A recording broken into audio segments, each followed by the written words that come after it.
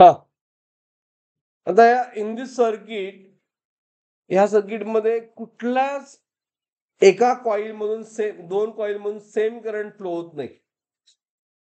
मग हे hint for दिस काय, हे सगळे पॅरलल आहेत आणि त्यामुळे एल इक्वॅलंट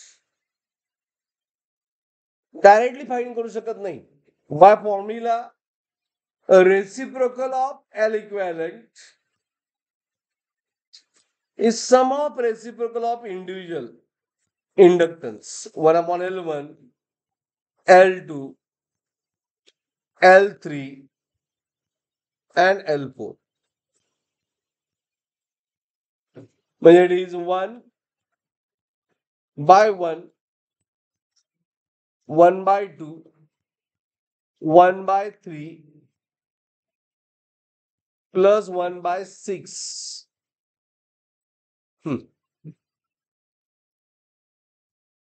हे 1 आहे ठेवलं, हे दोघांचं क्रॉस मल्टिप्लाय करा, तुमच्या मेनने करा, सोप्या पद्धत तुम्हाला पाहिजे. 3 2 म्हणजे 3 plus 2 5 by 6 आलं बघा. Is it right? 5 by 6 plus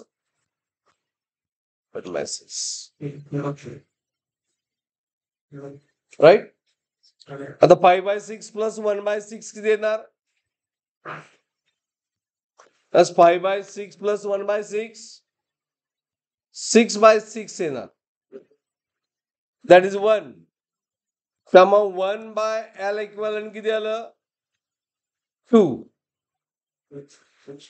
त्यामुळे L इक्वॅलंट आलं 1 by 2. 1 by 2 म्हणजे 0.5 Henry. A option. Is it clear? Okay. Number 42 अवघड आहे, घ्यायला पाहिजे असं आहे, नाही तर तेच प्रॉब्लेम विचारलेत.